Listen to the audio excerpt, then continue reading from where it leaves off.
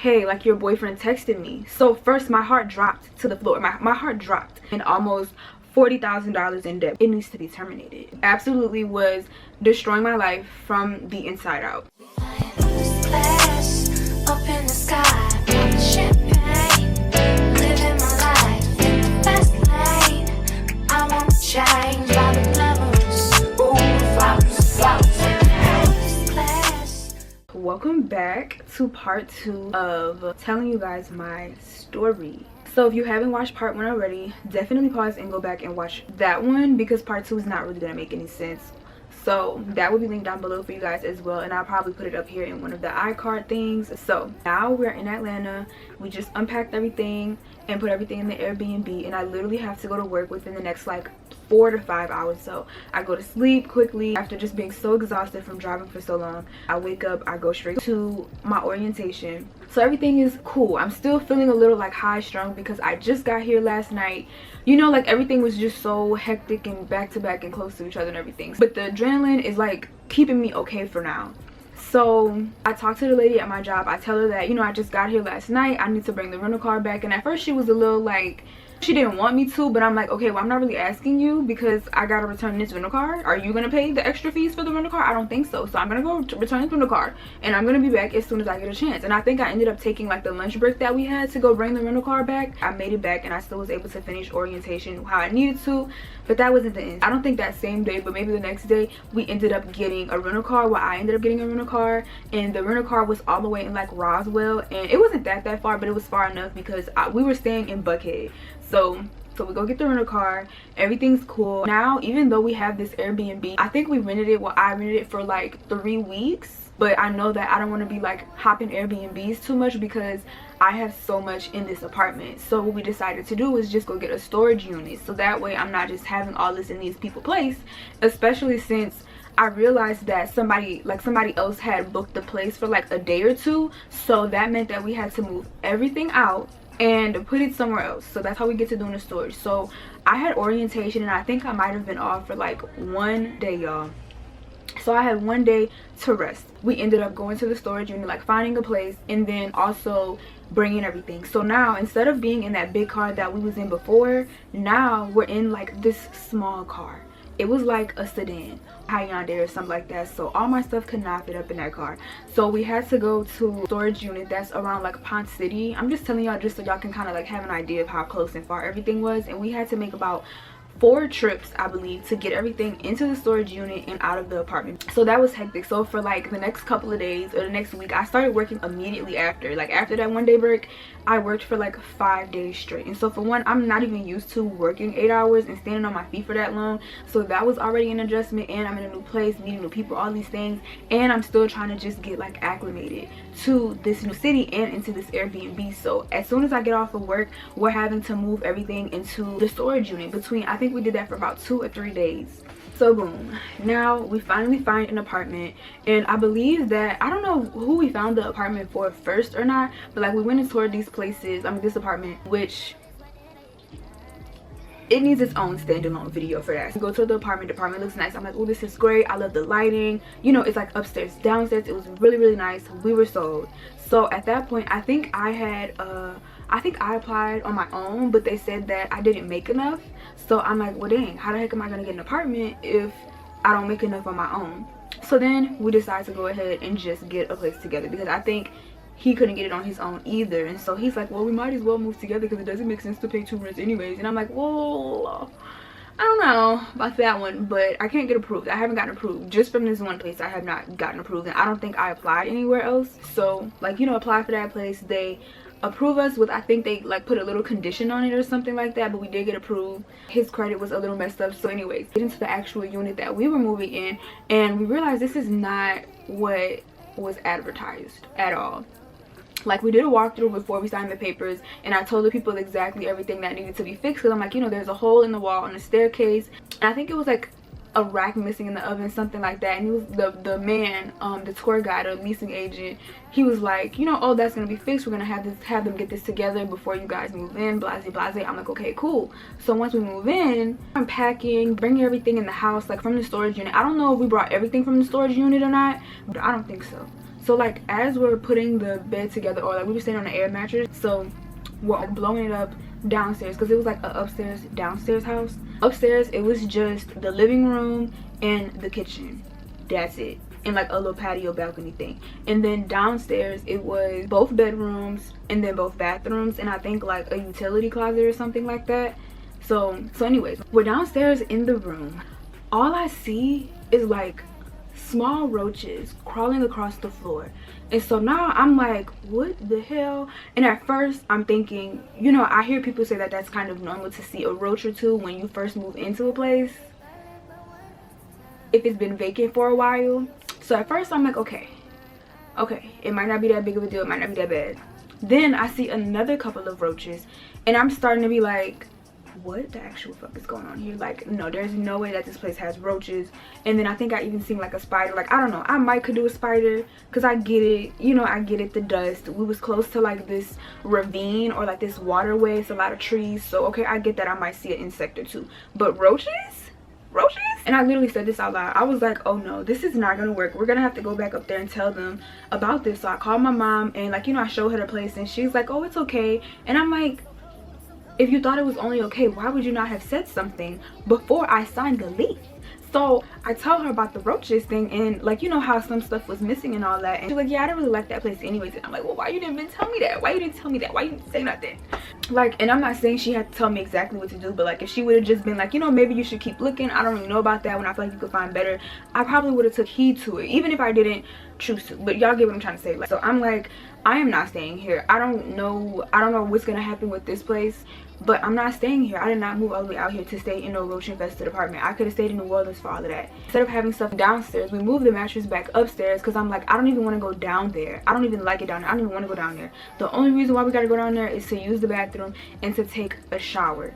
Y'all, it was horrendous. It was horrendous. Like, if I have pictures, I'm gonna put it up here for you guys. So we go up there, we talk to the people, and they're basically like, they're not letting us out of the lease because you already signed the paper. And I'm like, why not? I literally haven't even been here a full 24 hours, so I don't understand why y'all just don't want to let us out of the lease. Like, why don't you want to just let me out of the lease? It's like, you get what I'm saying? I don't understand. And I feel like that's a probable cause because this is stuff that is messed up on y'all's end. And mind you, I haven't even told y'all the other stuff. So the other thing was that I was missing a rack in the oven. I think one of the drawers was broken in the refrigerator. There was still that same hole on the staircase.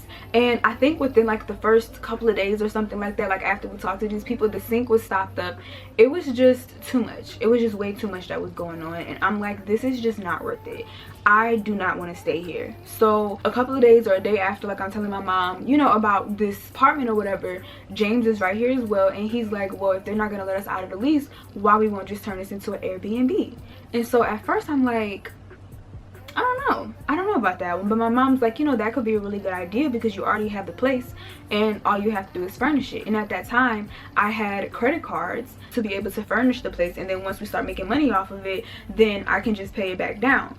So we're like, you know what, okay, that sounds like a really cool idea. So this is like in December. This is towards the end of December. This is probably like the second week of December, and maybe a week or two went by. We're staying in this place uncomfortable, but we're doing the best to just make it work. I'm still having to go to work, so you know there's only so much I can do by the time I get off.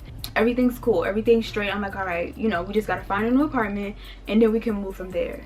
So one day James wanted to go get a haircut, so I bring him to go get his haircut, and while he's in there I was just sitting outside and I saw an apartment complex, and I'm like, wait, I don't know if I've seen these online. So I go on their website, I see that they look nice, and they were actually way better than the apartment that we were staying at already. They had the smart locks on the doors, they had the smart lockers as well. I had a nicer sized balcony, and the bedrooms were just better. Like, the kitchen was bigger and it wasn't too far from the old place, but I like that area as well. So we go over there, we tour the place and everything like that, and I'm like, yes, I really like it, because I'm telling the people that the other apartment that I was staying in was low-key infested with roaches. And also too, like, sometimes if people were fussing or something, like, you could hear them. I'm sorry y'all, I'm trying to put my blanket on.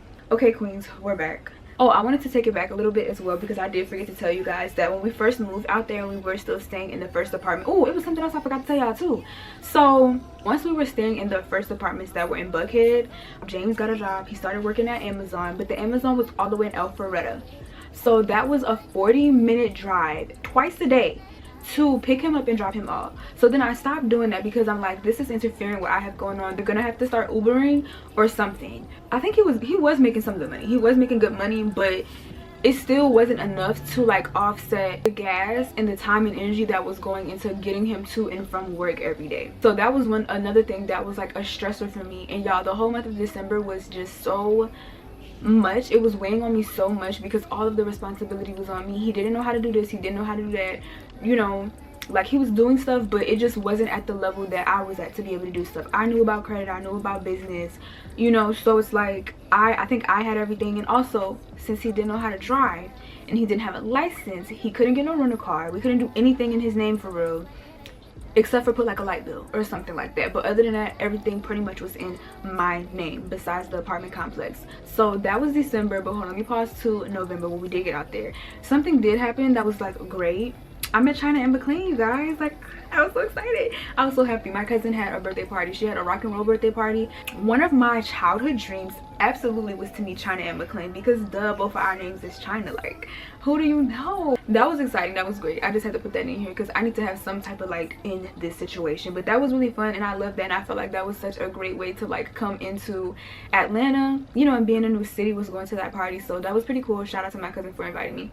That was great. Okay, so back to December. We toured the new apartment, and this one, for some reason, I wasn't able to put him on the lease, so it had to be just me on the lease, and I got approved all by myself, you guys. I did have to get like a special paper signed by my manager to say that I made 3 times the rent, if I'm not mistaken, or 2.5 times. It was something like that, but my rent was like $1,600. It was almost $1,700, so I had to prove that I made that much. So I just had to have my manager sign the paper. He did. Shout out to you. I thank you so much for that because that was so real, you know. But once that happened, it made me realize that dang, I really could have gotten an apartment all on my own if I would have just like looked somewhere else, applied somewhere else, and gave it time instead of just being told no that one time. And I just settled. And just imagine if I would have just looked somewhere else, things would be completely different. But I wouldn't be who I am today if things had been any different between us. Now we gotta move stuff again. And mind you, I'm still working 5 days, and so I don't know if that time we got a U-Haul truck, or I think I got like another rental car that was a bit bigger, so that way we didn't have to be coming back and forth so many times. So now we're in a new place, we're getting everything up in there. I like this place so much better, and I'm so excited. So now we're at like the beginning of January. We're getting acclimated, we go grocery shopping, all these things. I'm gonna put the videos up here for y'all, but at this point I am just like running off of fumes. Seriously, I hadn't washed or brushed my hair in almost a month. My nails were grown out, my toes weren't done, like I was getting chubby and everything. It was just rough. It was just so rough. And so one day, I believe this was like January 3rd or 4th, I will never, when I say never, I will never forget this day. Me and James, we were talking about something, and somehow it kind of turned into an argument, but a little bit of like a back and forth type of thing. And I don't know if I started crying. I just was like a little bit more emotional around that time, and it was so weird. And I had fixed like some pasta or something like that, and why I threw it up. I threw the pasta up.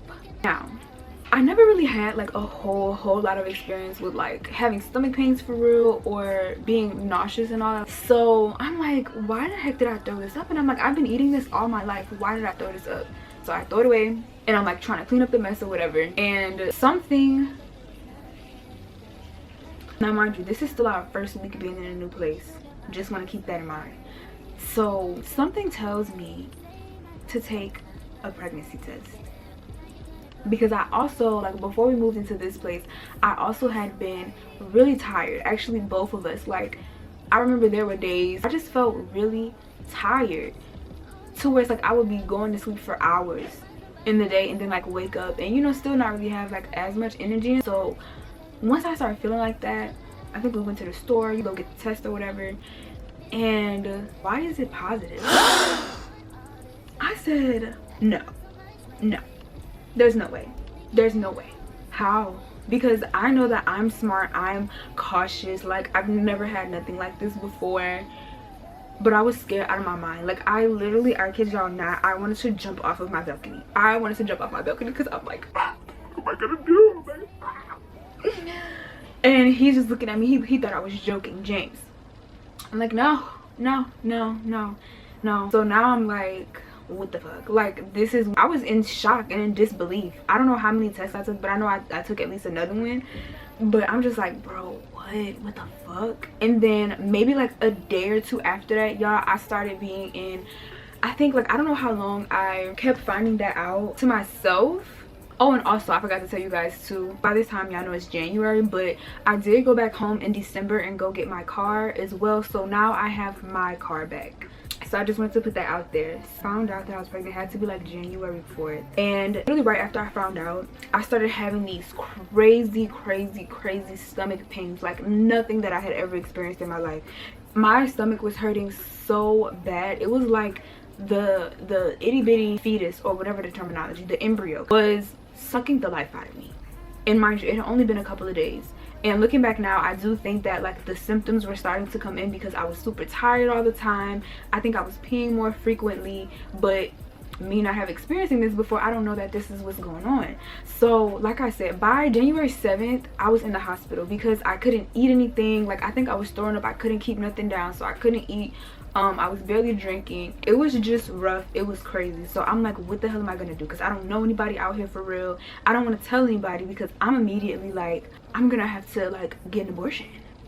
I'm gonna have to get an abortion because there's no way I'm not keeping a child. Like, there's no way in hell that I'm about to keep this child. I just got my freedom. I just got out here. So now I call my mom because I'm like, as much as I didn't want to say anything or didn't tell her, I couldn't because I'm freaking out. I'm like, I don't know what the hell is going on. I don't know if I'm about to die. This is some stuff I have not ever experienced before. So I told her. She's mad. She's like, what the hell? Y'all just got out here. We specifically told you guys not to do this. And I'm just like, oh, technically, I did everything on my end. I did. So, but we're gonna get back to that in a minute. I believe my mom came. I also want to clear it up here as well because I feel like I got a little flustered. But basically, I found out, let's say, on January 4th, and I was able to go to work for like a couple of days. And that's when I realized that I was peeing frequently because somebody else that I was working with had pointed it out. And by, let's say if I found out on Monday, by Thursday or Friday, I had to go to the hospital. And I believe I told my mom a day or so before I went to the hospital or something like that. But once she found out I was in the hospital, that's when she went into panic mode, put on her mama bear cap, and was on her way. And then she called my grandmothers and my dad, and that's when everybody got out there. Now my family's in town. Oh, and also my uncle did come down there too, but he wasn't coming out there for me. He was going for a game, so it's not really the same. But he came and visited, so I was starting to feel much better. I was at the hospital. They gave me medicine and all these things, and at one point they were trying to tell me that I could be twins. And I'm like, twins? I'm like, oh my fucking god, somebody just take me out right now. So my grandmas are cooking. They go to the grocery store to go get groceries. My mom like went to Marshall's and TJ Maxx and stuff like that to help me just start decorating my bathroom and decorate my room. She asked me what I wanted to do. Well, what did we want to do as far as like, you know, I'm like, it needs to be terminated expeditiously, like yesterday.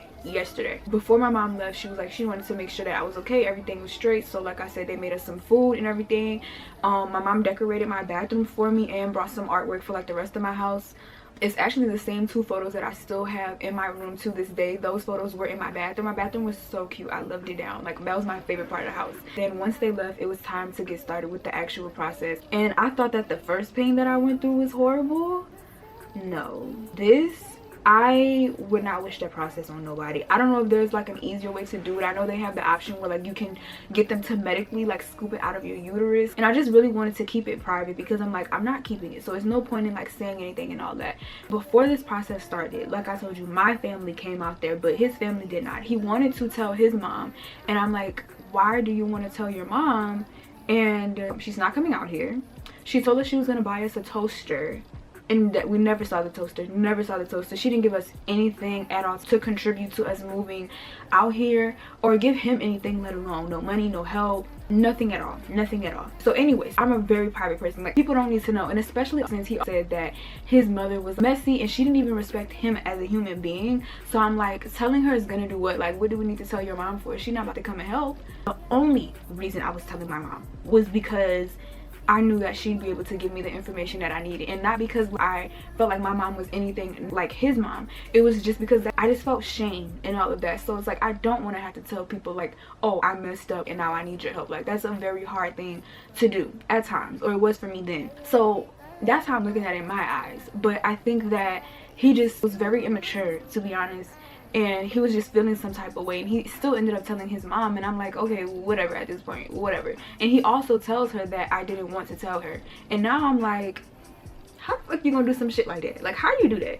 So now we on the phone and she asked me about it, and I'm telling her, well, your son is the one who said that you talk too much and you don't even respect him as a person. You haven't helped us with anything at all, so no, I don't feel the need to tell you. You weren't gonna come out here and help me out and get this process situated. You didn't help us when we got out here. And I told her that. I don't remember what she said, but that's just what I told her. So that started to make like my relationship with her go sour, because he was just very immature, and it was just like, I don't know if that was necessarily messy, but it just was very immature. It just didn't make no sense to me, because now she knows. And now what? She still didn't say, oh, I'm gonna send y'all this, I'm gonna help with this, whatever the case may be after this conversation. Nothing. So that created a lot of like tension, friction, and like negative energy between us, because I'm like, I'm over here in pain and you worrying about if your mom knew. Like, please. Now my family, my mom and them are gone, and I think that the issue for him was that he was seeing the way that like I was in trouble and my family came to help me like that. Like I told y'all, all of this happened in the span of a week. So I think for him that like triggered him, and it just made him feel insecure, made him feel less than, or it like just triggered the reality for him that he doesn't have a family that's like that. Even though my family was very like welcoming and accepting of him, like they didn't really treat him better despite everything that he had done already, and how, you know, he wasn't really doing a whole lot in the first place. They still welcomed him and, you know, accepted him. We're back to the process. I am literally in pain, and the worst part about it was that like I couldn't take medicine until I started actually bleeding. So it was like hours that I was in pain, at least 2 to 3 hours that I was in pain, and I couldn't have nothing but my heating pad. It was horrendous. Like, just think about having cramps, but on 1,000. On 1,000. I'm not even exaggerating. It was so bad at times that like I was just bleeding so much that I had to literally sit in the tub, and I literally almost fainted because I was just losing so much blood so fast. It was very scary, and it was just me being there with him. And honestly, like, he wasn't very like nurturing or nothing like that, you know. Like, I had to ask or say everything instead of him like seeing what's going on and just kind of anticipating my needs. So that made the process even harder. So now that process is over, and also it's like I want to get a little deeper with everything, you know, to like really give y'all more the details, but I don't know, maybe later, because I don't want these videos to be too long. I need y'all to get like the overall gist of everything. Okay, so now that that experience is kind of over, I think I was bleeding for a couple of weeks, and I was finally able to start getting myself together. Just overall, I finally was able to stop going, because mind you guys, I told y'all, as soon as I got out there, I literally was doing stuff, working, moving out of storages, looking for apartments, grocery shopping, trying to get settled in, like all of these different things, and driving everywhere by myself. So once I got pregnant, I finally had to like fully just sit down, and I finally was able to just start pouring back into myself all of the way. So I would go to my aunt, she's a hairstylist in Atlanta, and she did my hair for me, she washed it, and it was just so bad that she was really concerned, because she's like, girl, your hair is so matted. Because y'all, I literally had not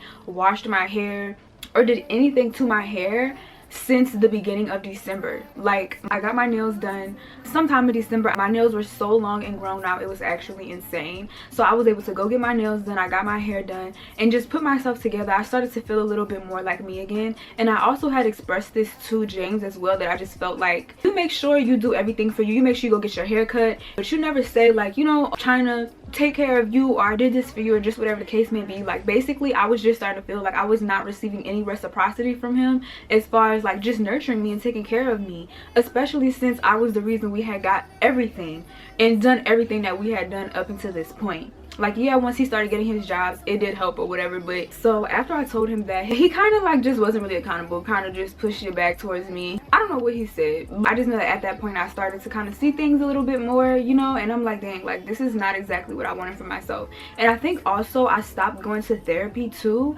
I don't know, I know I was going, but I don't know like how often. But this is kind of when I started to like kind of wiggle away a little bit from me going to therapy as much, because I used to go every week for a little less than an hour. After that happened, like I said, I just realized it's time for me to just really get back into pouring into myself. So I finally started going back to work, and now it's time for us to start setting this Airbnb up because rent is about to be due. So this is like mid-January, and by February 1st it's gonna be time to pay rent again at both places. So we had the place that we were staying at covered, but now it's just time to get this other place together. So I think I ended up having to put February's rent on my credit card, so you know that's adding more debt onto the credit card and raising the utilization ratio and all that. So now more interest and all that, on top of me paying for all of the furniture to go into the Airbnb. So throughout the beginning of February, I started getting everything together to furnish the Airbnb. Things are going cool. We're going to Walmart, TJ Maxx, Target, all the things. We started getting the place together, and it started to turn out really nice, to say that, I mean, I wouldn't say we were all the way on a budget, but I didn't want to get like super nice things for this place because it is, you know, an Airbnb for one, and I need to make my return first before I really start investing into like, you know, really nice things. And so also during this time we were getting everything set up, and so since this was his idea to start the Airbnb, I told him that he could put the Airbnb information in his name and he can take care of that because I'm already doing enough. And also by this time too, I think before my parents left, they was like, he needs to learn how to drive, and it's about time for him to start doing that. And he also said himself too that he felt, because this was another thing that I really forgot about too until just now, but when I first started feeling sick, and that the picture that I showed y'all of me having to go to the hospital, I drove myself to the hospital that day. That just speaks so much volume. Like, I literally drove myself to the hospital despite how much pain that I was in. So he said when he realized, like, I don't know, I guess that like sparked something in him to really feel like he needed to learn how to drive, because I was in so much pain and he didn't even drive me to get some help. So I guess, you know, that made him feel some type of way. So we did start to practice driving, and basically I had to teach him how to drive, pretty much. So I'm slowly letting him drive and showing him things and all this stuff, and you know, we're just getting some practice, and it was going pretty cool. So now getting closer to March, I think we had like our first booking. Things were going cool. The first people that came, well, you know what, we're gonna talk about the Airbnb in a whole different video, but that process was pretty cool. Now it's time to get into the part where his insecurities and things like that really started to come out and show. So I forgot what the reason was, but the following month, like in March, I had to go to some other type of seminar for my job. I think we were all required to go because I worked at a hotel, so we all had to go to participate in this thing at work, and I think it was between like 8 and 4 or something like that. So at this point, he's doing better with driving. Like, I'm comfortable. I don't want to say I didn't have a choice, but it was just a lot easier to have him drive and drop me off, because I don't know if he wasn't working that day, because the new job that he had gotten was in the same apartment complex that we were staying in, so he really didn't need a car to go anywhere. He literally could just walk down and go to work. So anyways, I'm in the class or whatever, and halfway through he's like, asking when am I gonna be done. He keep on calling me or texting me, and I'm like, I'm literally in the thing. But we're sharing locations, so usually when I'm at work it'll show that I'm over here, but when I was in this class or whatever, it showed that I was over there. And so to give a little backstory on him, in the beginning he told me that he was dating some girl in high school, and I guess when he got his heart broken, maybe for the first time or something like that, from somebody outside of his family, it was this girl. She cheated on him, and I think she ended up like having a kid for him. I don't know if it was right after he cheated or whatever. So that really put a damper on his spirit and really like traumatized him, and you know, messed up his trust. Okay, cool, I get that, I understand that, but I personally don't think that you should bring those traumas and experiences or that energy into a new fresh relationship, because I haven't done anything to you. I did do something back before we moved, but I can't talk about that right now.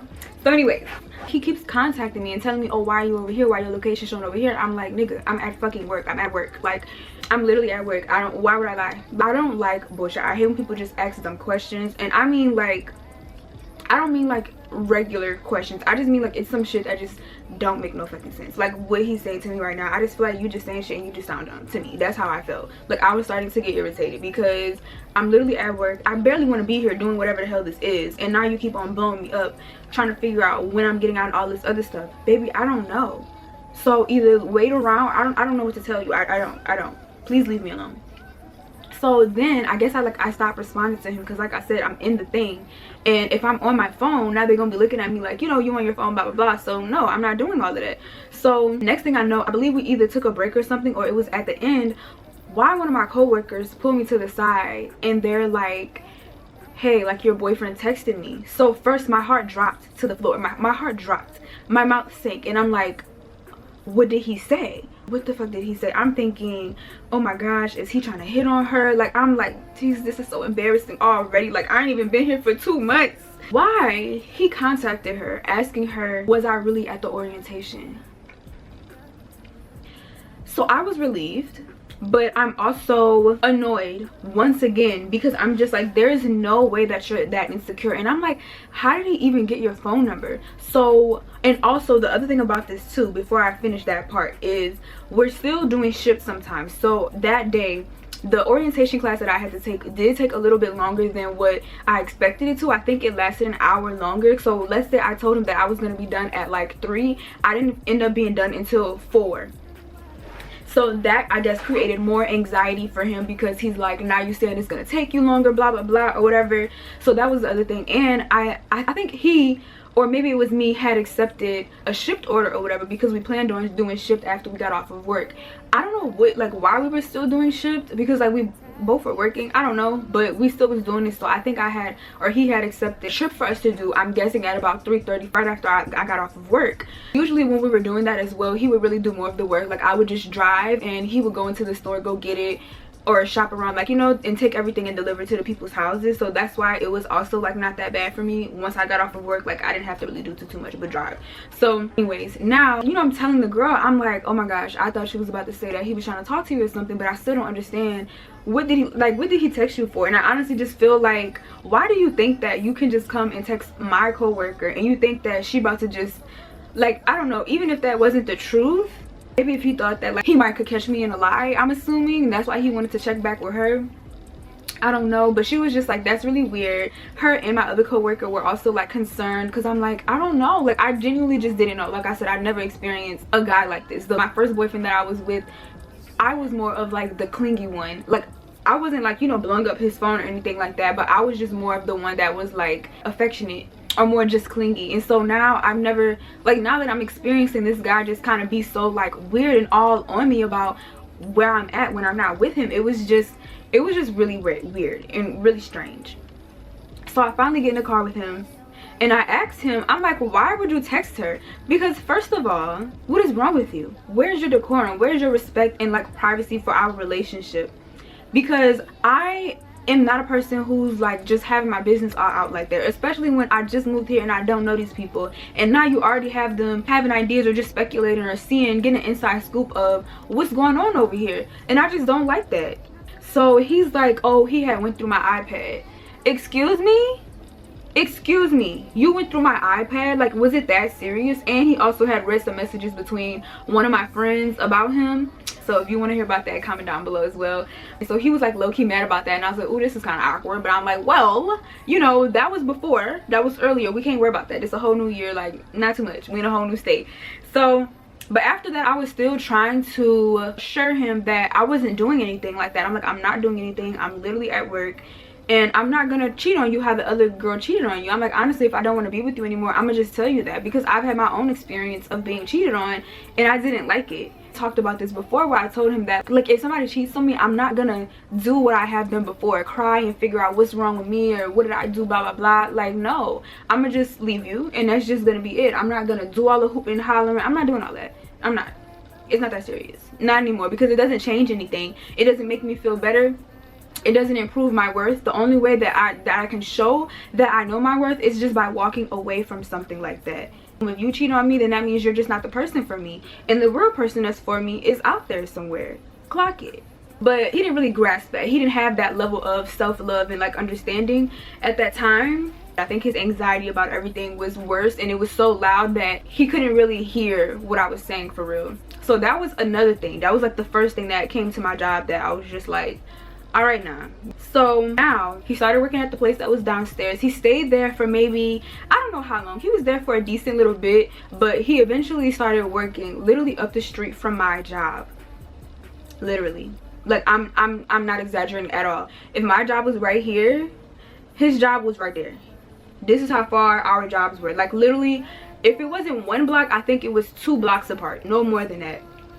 So that was something that was like, at the time, I don't know, it was okay, but I still kind of felt like, Like, why you gotta work right there next to me? I don't know. But because we only had my car and, you know, he didn't have a car, it was easier because we didn't have to go in opposite directions. And he went as far and so far as to get the same work schedule as me, so that way we go to work together and we got off of work together. So we did that for a good like 6 months. And yeah, so then now we're moving into April. The Airbnb is doing pretty good. Like, we had some crazy experiences with that, but the Airbnb is doing pretty good. It's paying for itself and we were doing pretty great. So now April rolls around and there's this guy at my job. He's like a pastry chef or something like that. We're gonna call him Kev. So Kev is like, he gotta be his late 30s or something like that. He might have been like 36. He a little bit older than us. And at my job, I believe I was what, 20 at that time. So all the other girls that was working there was like 3 women who were a little bit older than us, but the rest of the girls were all in college. So we're all like 19, 20, 21 years old. And Kev, he is kind of like fond of all of us, you know, like he looking at all of us is like all these beautiful girls in one spot. So, you know, it's like he was taking a liking or just being extra friendly with all of us though. Like, it wasn't just he was being friendly with me or just being extra kind.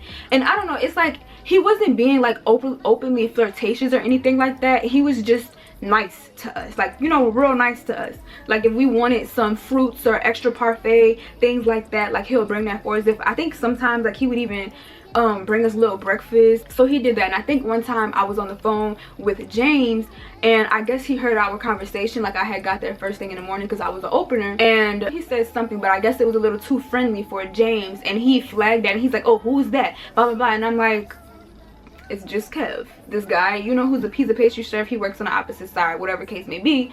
And he's like, oh, he sounded a little too friendly. Or no, he's like always telling me that I'm too friendly, I'm too nice to people. And I'm like, well, I'm a friendly person, like, and not friendly in a flirtatious way. That's not what I meant. I meant like, I'm just a friendly person. Like, I wasn't the type of person that'll just walk up to somebody and start talking. But if somebody started talking to me, like, I'll talk to them, I'll talk with them, you know, I'll chat it up. Like, I like meeting new people. So that's just how I viewed it. But to him, it's just like, oh, you know, I guess I should have been like booted up. Anytime it's another guy that's talking to me, I'm supposed to just be booted up or whatever. But I'm like, no, I'm not doing that for multiple reasons. Because for one, I don't know who this man knows, so I'm not about to be an asshole to him or any other man just because I have a boyfriend, because I'm not expecting you to do that. And for two, if he's nice and he's kind enough to bring us, and not just me, but, you know, give us breakfast, give us an extra parfait so that we can eat it ourselves and all this other stuff, I'm not about to be mean to him just because you feel some type of way about that.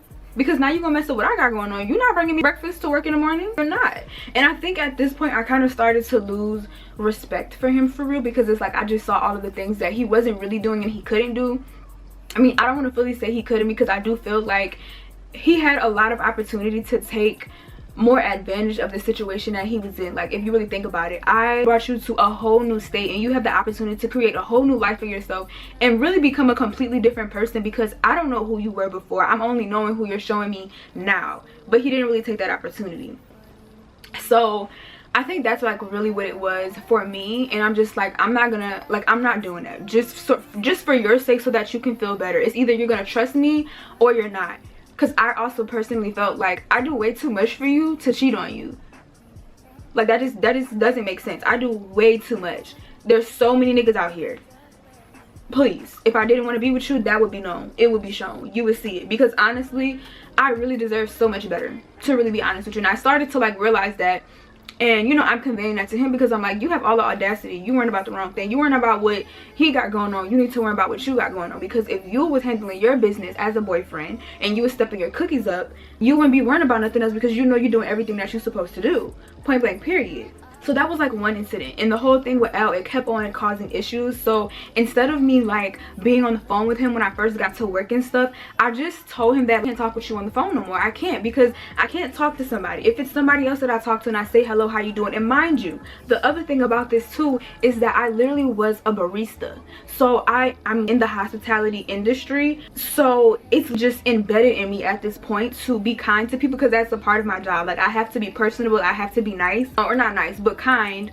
That's just a part of my job, like, you know, to create a unique experience for people. And then the other thing about it too, Kev wasn't even all that cute. Like, no shade, Kev, if you see this ever, but that man was way older. let's start there. He just was not all that attractive, and I'm like, when he first said that, I'm like, this guy? Like, this guy is who you're talking about?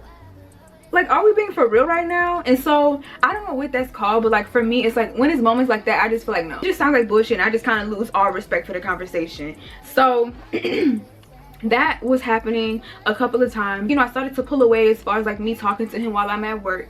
And since we also had our same work schedules, we would kind of go on break around the same time. Like, he made it a point to go on break when I went on break, so that way we could have lunch together. So he would come and walk up to my job, or walk like on a corner or something, and wait for me, and I will be, you know, going on break in a second. And so sometimes he'll come up there a little sooner, or I might not know. Like, I think there was this one time he came up there without telling me, but because I had his location, and something, I don't know what, but something in me just told me to like check his location and see where he was at. And I saw he was on his way over here, but he never told me that he was on his way over there. And so I'm like, oh, so he trying to do a quick little pop-up.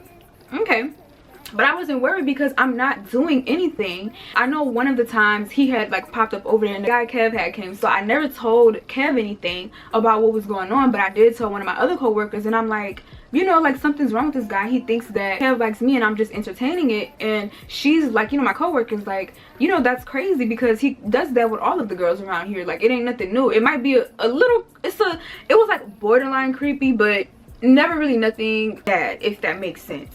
So one time he comes over there, and I think like Elle said something to me, or he gave me something or something like that, and you know, I'm just acting like my normal self, being kind, and he like, I finally walk over to him, and he's like, oh, you know, like, that was just a little too friendly right there. And I'm like, my guy, if that's too friendly for you, I don't know what to tell you, because I'm literally just being myself. Like, I wasn't flirtatious, I didn't say anything in a certain way, I didn't touch on him, like, it's just nothing flirtatious about it at all.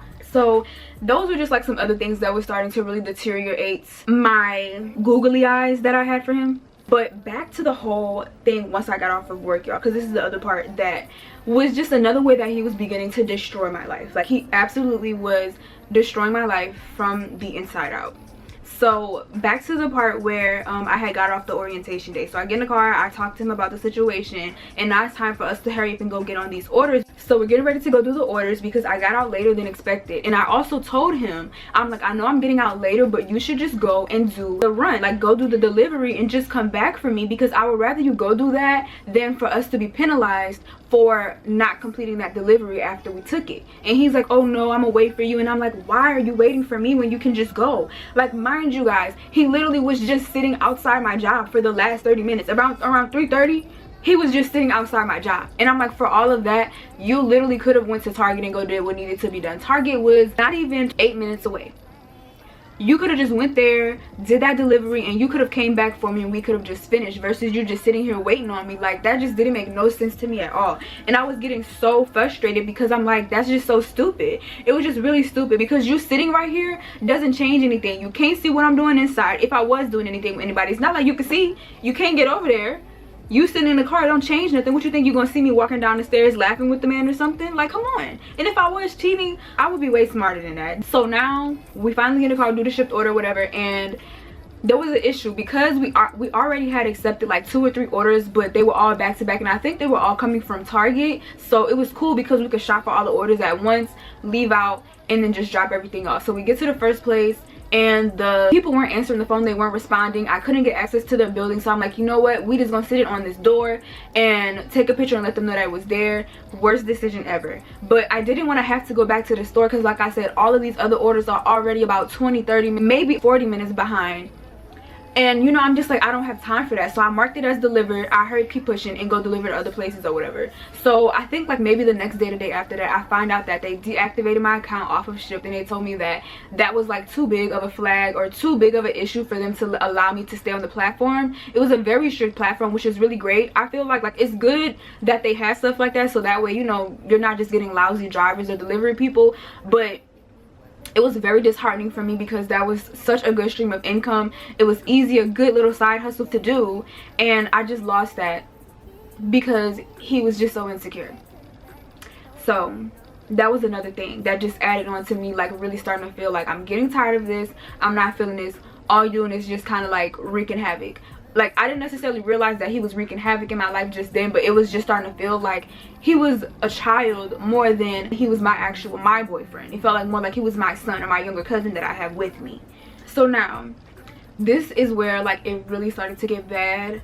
Oh, like after my whole abortion thing, I was really very traumatized. I was so scared to be intimate with him again, just from that whole thing, because there was also this ice storm that came, and my job gave us a free room in the hotel for the people who had to go to work the next day because they didn't want us to be out in the bad weather. So I'm like, okay, well that's cool, because I would love to stay in one of these hotel rooms, because I don't think I've ever really got to see them for real. So that was really cool. But I had him come over there to stay at the hotel with me, and the whole time we're like arguing and fussing, and like to the point where I started crying. Like we're literally screaming and I started crying because I'm just so irritated and mad, because I just feel like you're not trying to do anything but just misunderstand me and just be chaotic and just have chaos. And it's like, bro, like we literally have the opportunity to stay in this really nice room, you know, and kind of like just have it be a little bit of a staycation, and you're just making this a bad thing for no reason. This is my place of work, so I don't play all that. You got me screaming and being upset, and he still talking about how he mad because I didn't want to tell his mom about the thing.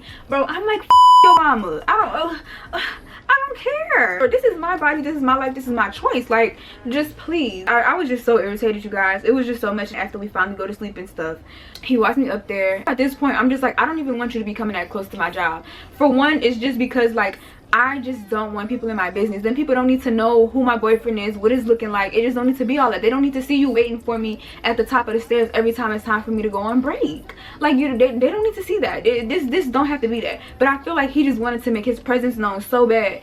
So I guess because my drive to be intimate wasn't really that high, especially because like I'm still recovering. Like even though I had stopped bleeding maybe sometime in February, I still was like recovering. My body still was recovering and just trying to get its groove back and everything. And on top of just how he's making me feel emotionally up until this point, it's like I don't even want to be intimate with you like that, because you're being super insecure. Like that's not sexy. You're not being sexy at all. So now he's starting to get frustrated in that way. And I remember there was this one time where he wanted to do something, and I think it might have been maybe 2 nights in a row or maybe 3 nights. Like this is the 3rd night, and I told him no. I'm like, for one, I gotta go to work in the morning. For 2, I'm tired. Like I don't want to do anything with you now. And he got offended and he pushed me out the bed. Yeah. Yeah. I immediately started crying because I just never thought that would happen. Like I wasn't expecting that. But I was also just so hurt, because I'm like, the fact that you could ever sit here and say that you love me and you push me just because I didn't want to be intimate with you, that was just like, I don't even know. I was just in such a state of shock. All I could do is just sit there and cry. And I cried, and then like a couple seconds later after I cried, he's like, you know, I'm sorry, like, you know, I didn't mean it. Or, you know, he just was like trying to make excuses, like, oh, I just kind of feel like you don't want to do it with me, and like, maybe you want to do it with somebody else, all this other stuff. It's just a whole bunch of like fear and insecurity talking. I don't care. So I think that same night I didn't even want to like go to sleep by him or anything. We had 2 bedrooms. So the first bedroom was our office space, like for my business and everything, because I was still like trying to do my business and all of that, but I hadn't really been able to do nothing in the whole month of December or January. So I go over there, I had my journal, and I just started journaling. I might have to, I don't know if I'm gonna post a picture. I just want to include that in there for y'all really to understand and get a feel, because I just feel like this is very, very important. And I really want to make sure like I highlight this and I emphasize this, that if you are in any type of abusive relationship, whether it's a situationship, whether it's a friend, family, whoever it is, get out. That's all I can say, because it's only going to get worse if you continue to stay in those things. So that was just a rough night for me. It was just real rough. Like, y'all know that song Insane by Summer Walker?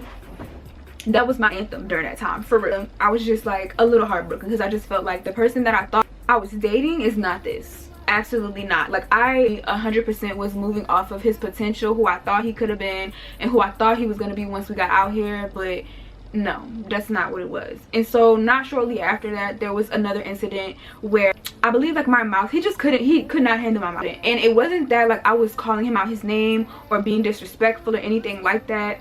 I wasn't afraid to say the truth. I wasn't afraid to say that he was insecure and you're trying to treat me based on how the last person you were with did you, and that was unfair. And it was just a lot of things that I was telling him, like truths about himself and about what was going on, that I just feel like he didn't want to face at the time. Like, I was calling him out basically a lot of the times, and anytime he would try to manipulate me or bullshit me, like, at this point I'm on game. Like, I see what you're doing now, you know, as far as certain stuff. So he would just try to bullshit me and I wasn't going for it. So basically, this time that something happened, I also at this point put him as an authorized user on my credit card, so that way that could help his credit and help him be able to start like doing more stuff and improve his credit or whatever, because his was like horrible. It was bad. But let's do a quick battery change. Okay, we're back. Battery is in. So the next incident that I was telling you guys about, what that I was about to get into, was about the debit card. So I added him as an authorized user, and I believe that his credit card had came in, and so now we're like, okay, cool. So I don't know where we were going to go, but I know we were going to the mall. I think we must have been like coming from work. Y'all know we both working at the same spot, I mean in the same area. So we leave and we're supposed to go straight to the mall after that. So then he's like, oh, he left his card at home. And I'm like, well, why would you leave it at the house if you know that you're supposed to be going straight to the place or whatever? And so I don't know what he said, but it was just something that just didn't make no sense to me, and I started to feel like he was trying to bullshit me, because I'm like, how did that make sense to you? Like, how? I don't understand, because it's not mathing for me how you left it at home. Why would you leave it at home and you know you about to go to the store and use it? Because at this point I'm tired of using my cards, or maybe I couldn't use my cards. I don't know what it was, but I just know that he needed his card to, if not pay for both of our stuff, it might have been to pay for his. And so we get into the house and like he picked it up or whatever, and I don't know, I guess we must have still been talking about it. He's saying something and so I'm being sarcastic back. He said something and I think I started laughing at him, and that was like a big no-no to him. So I laughed and he like pushed me against the wall, or like pinned me against the wall and held my arms and stuff, and like, you know, he just got a little aggressive. He didn't do anything after that, but that was still just enough for me, because this is the second time now. This is the second time you don't put your hands on me just because you couldn't control your anger and your temper or whatever. I know that we were like, there was also either maybe a separate time or it was the same time that we was really fussing, and he was getting ready to walk out the door, and I'm like, well, why are you walking? Like, you know, don't walk out the door, don't just leave. We're having a conversation or a debate, argument, whatever you want to call it. Like, we're still talking to each other, so why are you just walking out the door? And so instead of him just like communicating and saying like, I'm starting to get angry and I don't want to do something I regret, I'm gonna leave, he walks back inside. And I guess that's when I had said what I said or whatever, and that just like ticked him off and pushed him over. And that's when he had pinned me against the wall, and I literally had, it wasn't bruises, but I had like little scratches on my arm. They were red and a little swollen, and I just ran out the house after that. Like, I think I pushed him, I ran out the house, and I called my mom once again, because I'm like, I don't understand what the fuck is going on. And so I don't know, I think I was just trying to call her just, you know, for some understanding or something like that. But she was just like, you know, you can't laugh at people because some people take that offensive or disrespectful. And I'm like, I hear what you're saying, I understand. And she was like, I'm not saying what he did was right, but I guess it makes sense why he did it, but I don't agree. I feel like words that somebody say shouldn't cause you to physically put your hands on them or lose your cool. That's a lack of emotional intelligence and immaturity. And at the time, like, those weren't my exact words, but I was just telling her that doesn't make it right at all. I'm sorry, because there's no way that just because I say something, and or not even that I say something, but that I laughed at you for whatever it was that he said, that makes you put your hands on me. Because I don't know, he just couldn't get me in that way. And I think at the time I didn't realize how emotionally aware I was until I'm looking back at it now.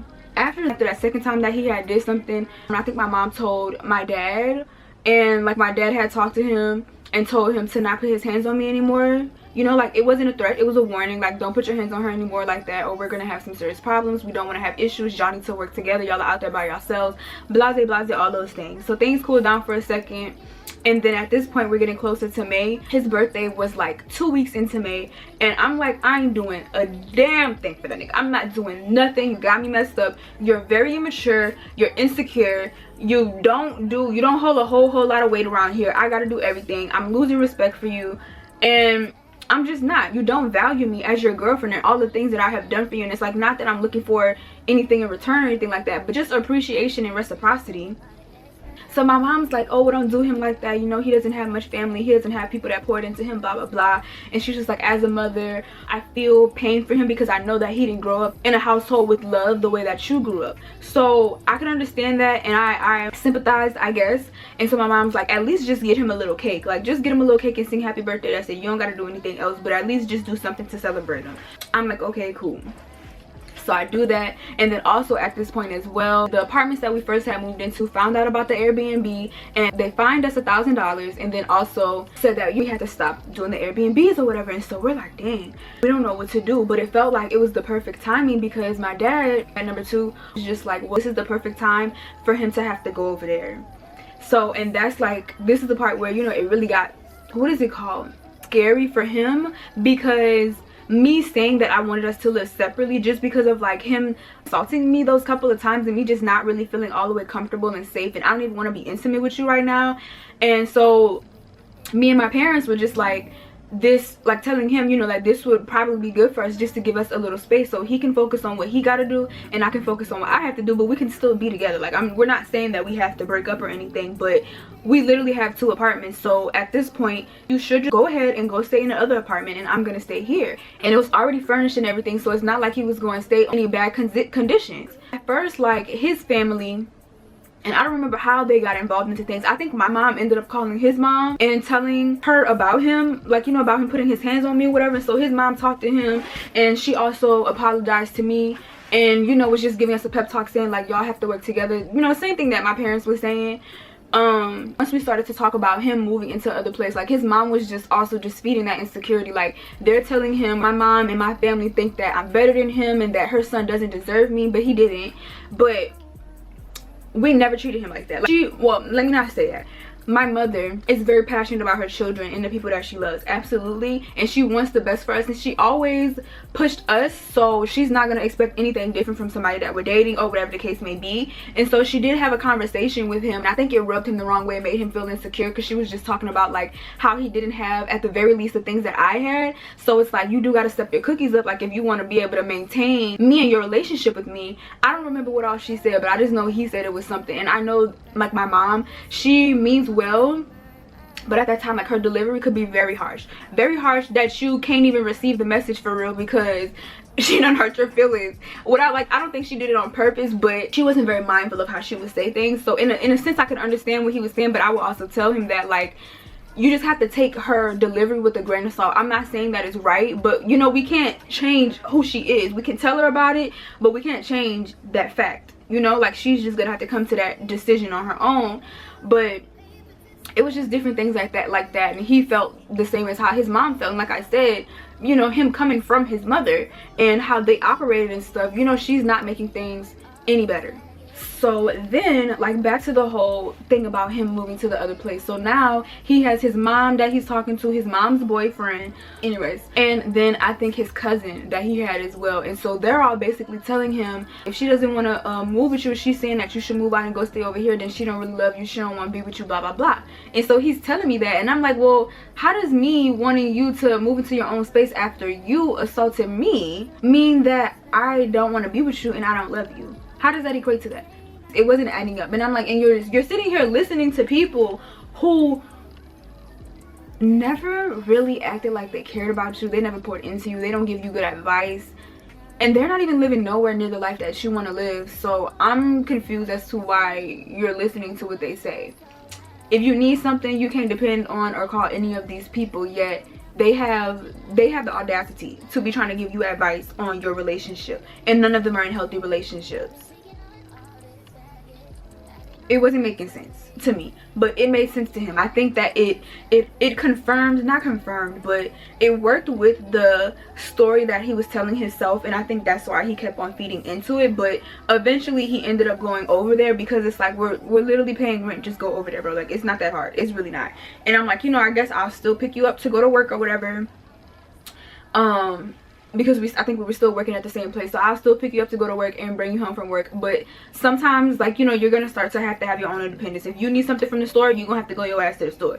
I don't know what else to tell you, but we can go grocery shopping together and all those things, and you can still come over here and I can still come over there. It's just, I need some independence away from you. So it worked, you know, for a little bit. He'd be gone, but then sometimes I'd be scared to stay in the apartment by myself as well, so he'd sleep by me sometimes. He'd go over to his space whenever I'm like, I don't want to be bothered no more, all those different things.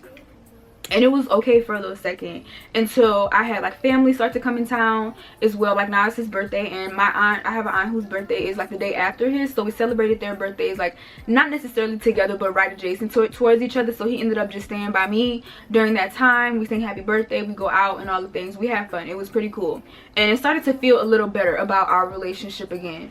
And now I'm starting to still feel like I need my own space, because I just feel like I can't breathe. Like every time I need to do something, he right there trying to go with me. If we need to go to the grocery store, I need to go to the doctor. I was also going back and forth to and from like my OBGYN at the time to make sure that everything was back right, because I just wanted to make sure everything was straight and that the process had did what all it needed to do. Nothing was still sitting in my womb or anything like that.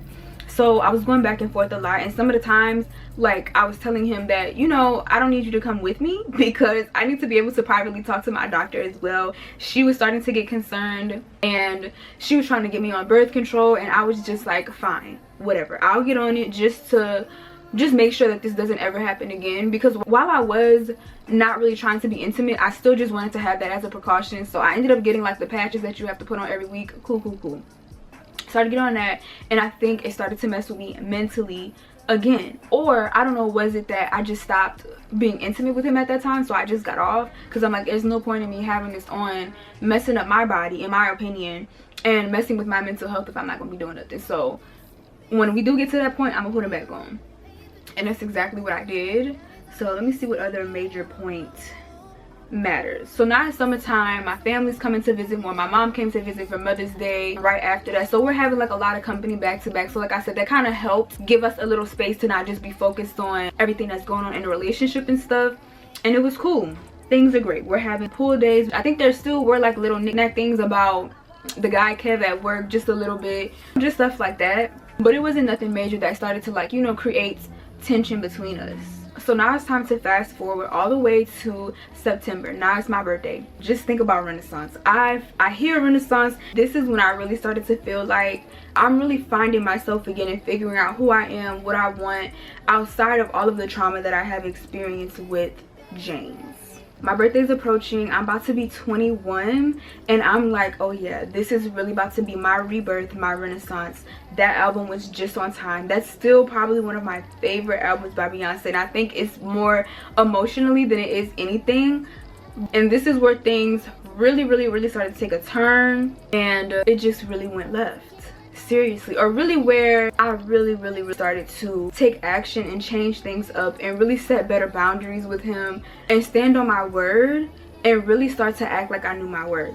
You wouldn't believe what happened next. So now I'm starting to do things on my own. One time, like, I just needed something, and I'm like, okay, I want to go to Target, and he's like, oh, okay, let's go, let me go get ready. And I'm like, no, I'm going by myself. I want to go alone. He's like, oh, it's nighttime, it's dark, blah blah blah, all this other stuff. I don't care. I'm going by myself. I want to just be able to breathe. It felt like I was like just being suffocated, and I think I told that to him too. Like, I just need a little space for me because it just feels like I can't breathe. So I'm getting back on YouTube. You know, I think I filmed this day. Like, I'm getting back into eating healthier, and I'm also starting to get my apartment together. Like, I know I got like my bed frame, dressers, TV stands, all these different things, because I'm just trying to find myself again and create a safe space for me. That's why Renaissance just hit me so hard, because it just felt like Beyonce was just reaching down and she gave me my hand. It just felt like a nice uplift. It felt like a good message, or just like a moment where somebody kind of just poured into my cup. That's the best way that I could describe it. It's just like Beyonce just held her hand out and said, come on girl, come on.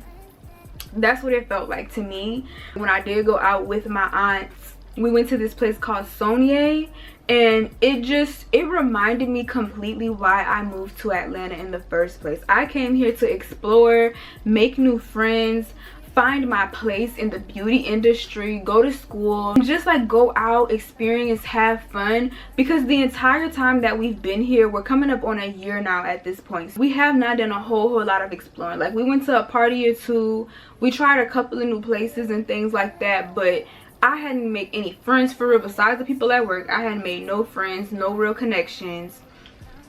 And I hadn't even gone out to the clubs and stuff like that, because it's not even clubs, but like lounges. And I just felt like at that point in my life I wanted to experience more of the things that people my age were doing. Like, I already felt behind. I felt like I was a bit of a late bloomer. So it's like, now to get here and not even be able to really give myself the experience that I wanted, I just didn't like that. So going to the club with them, it just was very girl power. It was just such a breath of fresh air, and it just felt like I was finally able to see what I wanted for myself. It gave me more clarity. It was so great. So now we get to my birthday. Okay, you guys, so I'm gonna have to end it here. I think that this is absolutely so much longer than what I anticipated, so this might be broken up into 4 parts, but I'm not gonna do y'all dirty. So y'all don't forget, make sure you guys stay tuned. If you are enjoying this story time and if you relate in any type of way, please comment down below, because I know I cannot be the only one, and I truly feel like me telling my story is gonna help so many people. Even if it just helps one person, that's enough for me, just to help the other girls not have to go through everything that I went through. But in the meantime, you guys can check out all the rest of my videos, or go binge watch the videos that you've already heard about listening to where I am in the story, so that way you could really have all the information and all the tea and everything. The story could really come together, because y'all will be able to see that stuff in real time in that part of my life. But yeah, I'll see you guys in the next one.